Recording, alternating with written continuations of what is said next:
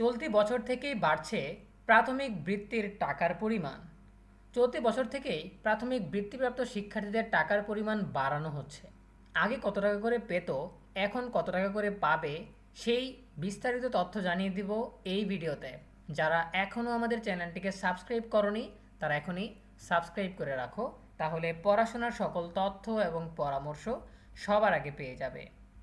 প্রাথমিক বৃত্তি পরীক্ষা 2026-এ বৃত্তির টাকা বাড়বে বলে জানিয়েছেন শিক্ষা এবং প্রাথমিক ও গণশিক্ষামন্ত্রী ডক্টর আ.ন.ম এহসানুল হক মিলন।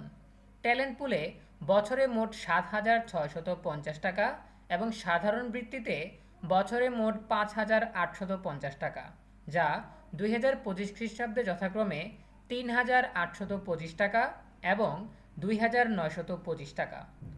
রোববার 12 জুলাই প্রাথমিক বৃত্তি পরীক্ষার ফলাফল প্রকাশ নিয়ে আয়োজিত সংবাদ সম্মেলনে তিনি এসব কথা বলেন। জানা যায়, প্রাথমিক বৃত্তি পরীক্ষা 2026-এর জন্য প্রস্তাবিত বৃত্তির হার মোট 82,500টি, ট্যালেন্ট পুলে 33,000, সাধারণ বৃত্তি 49,500।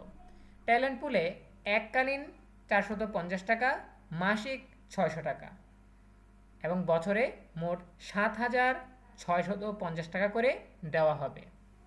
অন্যদিকে সাধারণ বৃত্তিতে বছরে এককালীন 450 টাকা, প্রতি মাসে 450 টাকা, তাহলে বছরে মোট 5,850 টাকা দেওয়া হবে। প্রতি বছর ট্যালেন্ট পুলে বৃত্তির ব্যয় হবে 25,24,50,000 টাকা। সাধারণ বৃত্তির জন্য ব্যয় হবে 28,95,75,000 টাকা। মোট ব্যয় 54,20,25,000।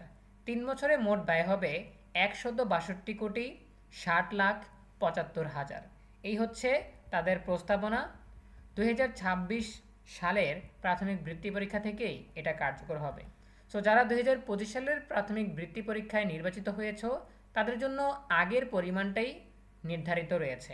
ঠিক আছে? সো আশা করি তোমরা বুঝতে পেরেছ। এ বিষয়ে তোমাদের যে কোনো প্রশ্ন কিংবা মতামত জানাতে পারো কমেন্টে। দেখা হবে পরবর্তী আপডেট নিয়ে নতুন কোনো ভিডিওতে। সেই পর্যন্ত তোমরা সবাই ভালো থাকো, সুস্থ থাকো, নিরাপদে থাকো এবং সবসময় ENUB চ্যানেলের সাথেই থাকো। তোমাদের সকলের জন্য রইল অনেক অনেক শুভকামনা। ধন্যবাদ সবাইকে।